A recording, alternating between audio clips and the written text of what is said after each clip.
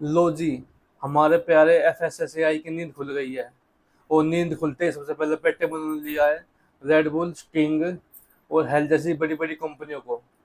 FSSAI का मानना है कि कोई एनर्जी ड्रिंक जैसी कुछ चीज होती ही नहीं है। इनको आप हाई कैफिनेटेड ड्रिंक कह के बेचो।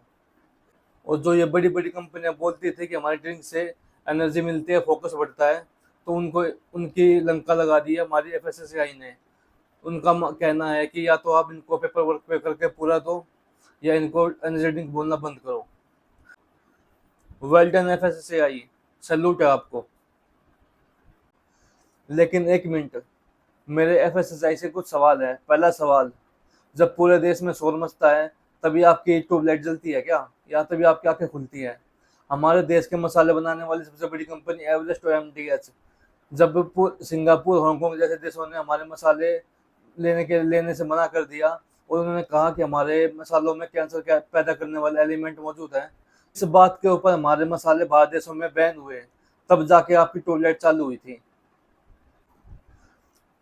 दूसरा सवाल, हॉर्लिक्स, बॉर्नविटा, कॉम्प्लान वगैरह, जब सोशल मीडिया पर लोगों ने आवाज उठाई कि हेल्थ ड्रिंक के नाम पर आप बच्चों को खाली शुगर पिला रहे हो, तब जाके आपने इन पर एक्शन लिया और इन हेल्थ ड्रिंक को अपनी कैटेगरी से हटाया। फिर तीसरा सवाल, तीसरे नंबर पे आते हैं डेयरी प्रोडक्ट, जैसे कि अमूल, मदर डेयरी जैसी बड़ी बड़ी कंपनियां। जब लोगों ने आवाज उठाई कि दूध, दही, घी, पनीर नकली मिलावटी आ रहा है, तब जाके आपने इस पे रेड मारी और नकली दूध, दही को नष्ट किया। चौथा सवाल, चौथे पे आते हैं नेस्ले जैसी बड़ी बड़ी कंपनियां। जब पब्लिक आयन जैसी एनजीओ कंपनी ने रिसर्च करके बताया कि यूरोप में नेस्ले असली सामान बेच रहा है, पर अब भारत जैसे देशों में हाई क्वांटिटी में शुगर मिला रहे हैं, उसके बाद आपने इन पर रिसर्च स्टार्ट की।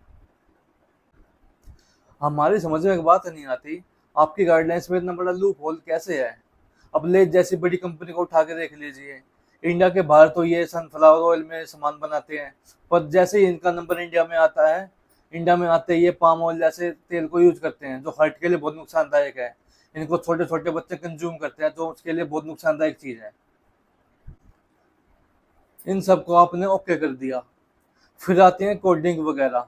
जब भारत के देशों में शुगर ना के बराबर होती है, पर भारत में आते ही शुगर की मात्रा पता नहीं उनकी कैसे बढ़ जाती है। पता है क्यों? क्योंकि आपकी गाइडेंस इनको अनुमति देती है। फिर उसके बाद ये शुगर फ्री, जीरो शुगर का नाटक चालू हो जाता है, जिसका फायदा कंपनी अच्छे से उठा रही है। पूछे तो कहते हैं कि हमने तो ट्रेडमार्क लिया हुआ है, ये तो ब्रांड का नाम है। हमारे देश में एफएसएसआई के हालात इतने बुरे क्यों हैं? फूड सिक्योरिटी ऑफिसर हमारे कई कई जिलों में सिर्फ दो हैं, जिनके नाम पर बड़े बड़े रेस्टोरेंट, होटल वगैरह अपनी मनमानी कर रही हैं।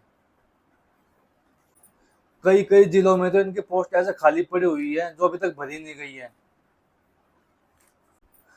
पर इसमें आपका भी क्या दोष है? इनको जो फंड मिलता है, खाली ऐसा मिलता है कि उठ के मुंह में जीरा। किसी किसी के पास तो इनके पास खुद की लैब भी नहीं है। ये अपने सैंपल प्राइवेट लैब में जांच कराते हैं। जब तक इनकी रिपोर्ट आती है, तब तक मार्केट में इनका बैच खत्म हो चुका होता है। अगर ये कोई एक्शन लेना चाहे तो मार्केट हमारी इतनी बड़ी है, कोई एक्शन नहीं ले पाते। हम जो खुद खा रहे हैं, अपने बच्चों को खिला रहे हैं, हमें खुद पता होना चाहिए उसके अंदर क्या है क्या नहीं है, हमारे बच्चों के लिए क्या चीज़ फायदेमंद है और क्या नुकसानदायक है। इसलिए हर सामान का लेवल पढ़ो और उसको देख के ही बच्चों को खिलाओ। अगर हमारी वीडियो आपको अच्छी लगी हो तो हमें लाइक, सपोर्ट करें और हमारे चैनल को सब्सक्राइब करें।